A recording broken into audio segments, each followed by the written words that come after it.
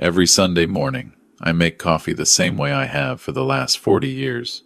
2 scoops, not 3. The good stuff from the canister my late wife, Gloria, used to keep on the second shelf of the cabinet above the stove. I still keep it there. Old habits die hard, and I'm not sure I want that one too. I'm 64 years old, retired after 31 years as a licensed electrician. I know wiring. I know circuits. I know what things are supposed to look like inside a wall and what things aren't. That matters. Because on a Sunday morning in late October, while I was reaching for that canister, I noticed something behind the framed photo of Gloria and me at Crater Lake that had been sitting on the shelf for 11 years. It was small, matte black, about the size of a thick matchbook, with a single pinhole lens on the front and a USB port on the side. A wireless listening and recording device. Consumer grade, the kind you can order online for under $40. I recognized it immediately. I put my coffee on. I did not touch the device. I did not move the frame. I stood at the counter and drank my coffee slowly, looking out the kitchen window at the oak tree in the backyard that my son had climbed as a boy, and I thought about what I was going to do next. My son had been at the house 6 days before. He'd called on Tuesday, saying he was worried about a slow leak under the bathroom sink. He'd driven over Wednesday afternoon, spent maybe 2 hours inside while I sat on the porch reading, and left around dinner time. He'd kissed me on the cheek and said the leak was fixed. I had no reason to go check. I trusted him. He was my son. I went to the bathroom sink. Under the cabinet, behind the extra rolls of toilet paper, I found a second device. Same model, same matte black casing. I did not touch that one either. I closed the cabinet door quietly, walked back to the kitchen, topped off my coffee, and sat down at the table.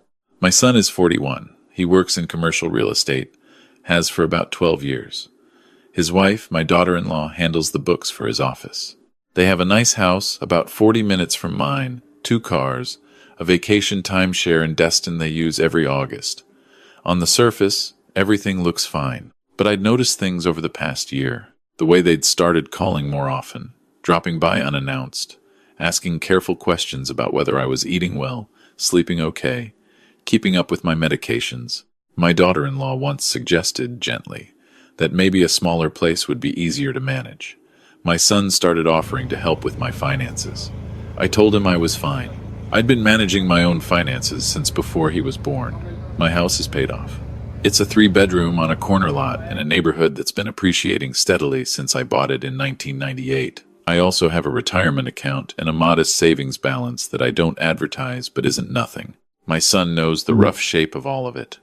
Knows that when I'm gone, he's the only heir. I think that's when things started to shift in him. Or maybe it was before that, and I just wasn't paying close enough attention.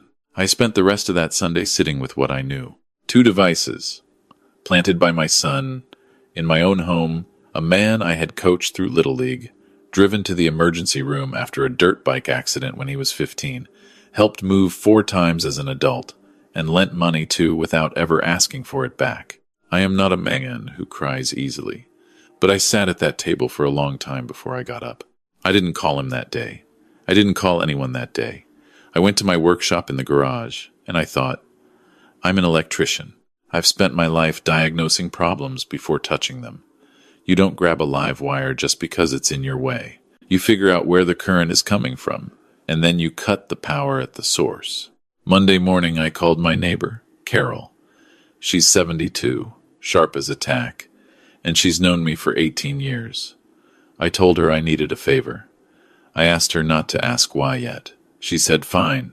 Carol is that kind of person. Then I called Dale. Dale and I worked together for a decade before he left the trades to finish his law degree at night.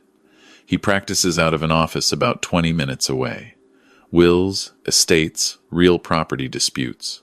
He is not the flashiest attorney in the county, but he is meticulous, and he is loyal. And when I told him what I'd found in my kitchen and my bathroom, he was quiet for a long moment before he said, don't touch anything. Don't change anything. And don't tip your hand. I asked him what he thought they were building toward. He said, my guess? Conservatorship. If they can establish a pattern of diminished capacity, confusion, forgetfulness, inability to manage your own affairs, they can petition to have a guardian appointed.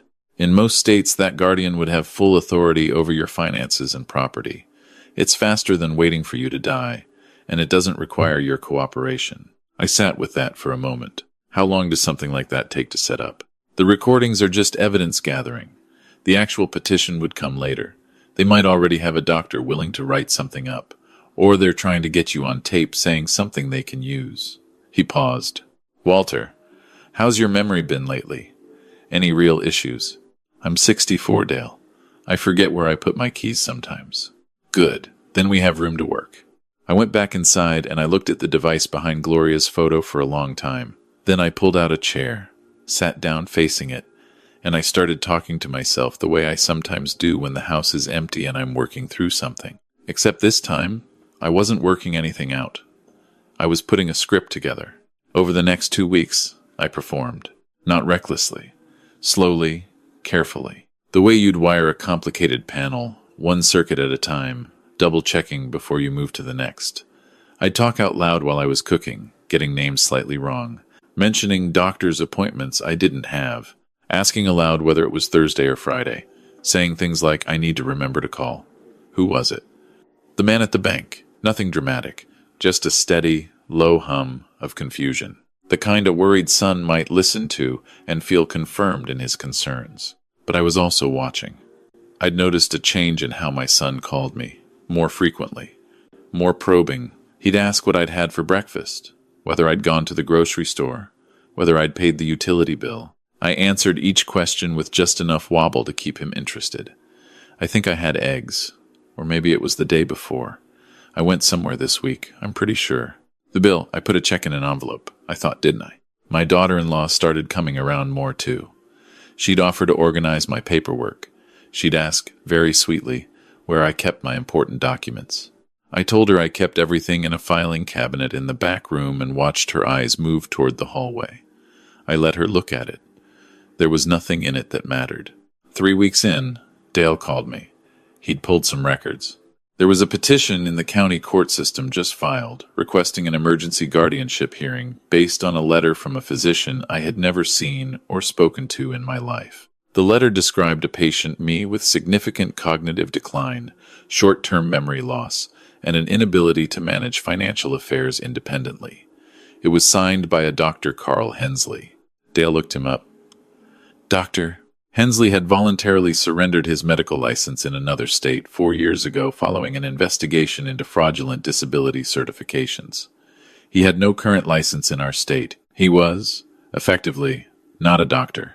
My daughter-in-law had been the one to provide the letter. Her signature was on the filing as the petitioning party. My son had co-signed.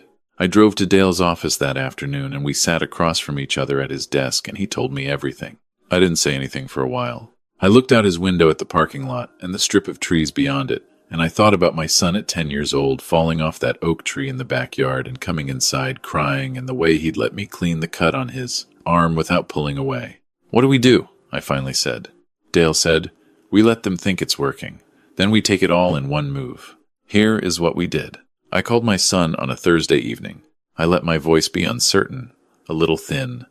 I told him I'd been having trouble sleeping and that I'd found some papers in the back room I didn't understand, and I was worried. He said he could come by Saturday. I said that would be good. Then I drove to Carol's house and asked to borrow her guest room for the night on Saturday. She didn't ask why. I told her a little of what was happening, and she put her hand on my arm and said, whatever you need. Friday, I went to a hardware store across town. Not the one near my house where people know me. I bought 2 small indoor cameras, much better quality than the ones my son had installed, and spent Friday evening placing them carefully. One in the living room corner angled at the hallway, and one in the back room pointed at the filing cabinet and the door. I am an electrician. I know how to hide a wire. I also left something on the kitchen table, a handwritten note, like I'd been trying to remember to do something. It read, Documents, Safety Deposit, First National Box 7. Don't forget the key is in the blue envelope. I creased it like it had been folded and unfolded several times. There was no safety deposit box. There was no First National account. There was no blue envelope. I packed a small bag, dropped the dog at Carol's. I have a 7-year-old beagle named Chester who I was not leaving in that house, and I left around 9 Saturday morning. My son arrived at 11:14 according to the camera log. He was alone. I want to be clear about that because it matters. He came without my daughter-in-law, which told me he didn't want a witness. He let himself in with the key I'd given him years ago for emergencies. I watched the footage later on my phone from Carol's kitchen, drinking her coffee, and I watched my son walk through my house with the kind of purposefulness that only comes when you know what you're looking for. He went to the back room first. He opened the filing cabinet and went through every folder. I watched him pull out papers and set them on the desk, photograph some of them with his phone. Then he saw the note I'd left on the kitchen table. I watched him read it twice. I watched him go to the kitchen cabinets and start opening them one by one. He was in my house for 1 hour and 47 minutes. Before he left, he opened the drawer where I keep documents near the front door, went through the coat closet, and checked under the bathroom sink where he found his own device, still in place, still recording him the entire time. Dale had contacted the county sheriff's office the week prior. He'd provided them with the fraudulent guardianship filing, the information about Dr. Hensley's surrendered license, and a formal statement from me. Saturday afternoon, while my son was driving home, Dale called the detective assigned to the case and told them we had footage. They arrested my son on Monday morning. They arrested my daughter-in-law on Monday afternoon. The charges were serious.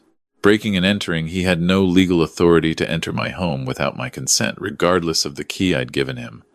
Fraud upon the court for the forged physician's letter. Conspiracy to commit financial elder abuse. My daughter-in-law, who had filed the petition and procured the fraudulent letter, faced the same fraud charge, plus an additional count for her signature on the filing. The case moved through the system over the following months. I won't pretend it was simple or fast or clean. There were attorneys and hearings and a day when I sat in a courthouse hallway and my son walked past me in a suit and looked at me for just a moment and then looked away, and I felt something in my chest that I don't have the right word for. Not hatred, something older and sadder than that. My son took a plea. 30 months of probation, a significant fine, mandatory restitution, and a formal court record. My daughter-in-law took a separate plea.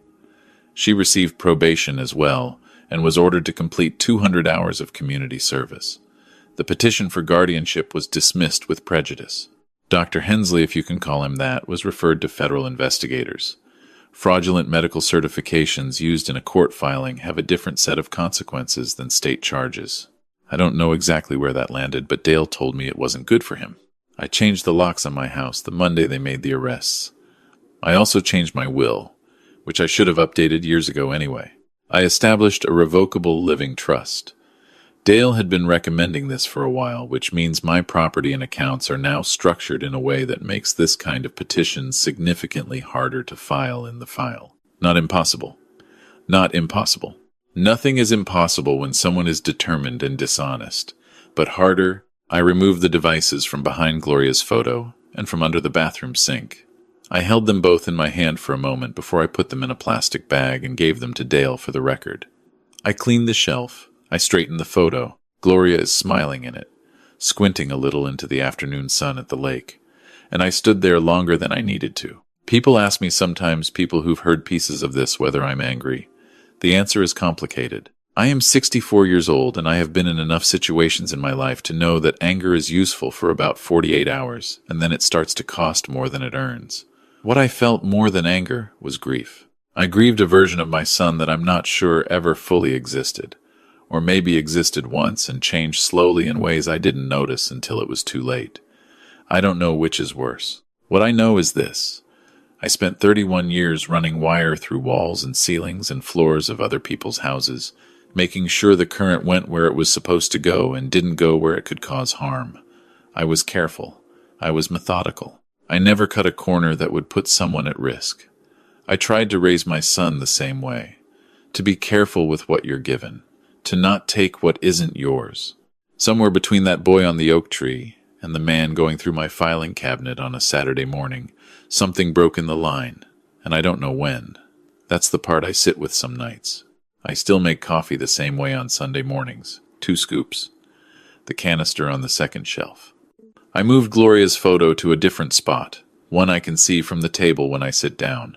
Not because I needed to change anything about her, but because I wanted a clean start for that shelf. 3 months after the arrest, a coworker of Carol's had a litter of dogs they were trying to place.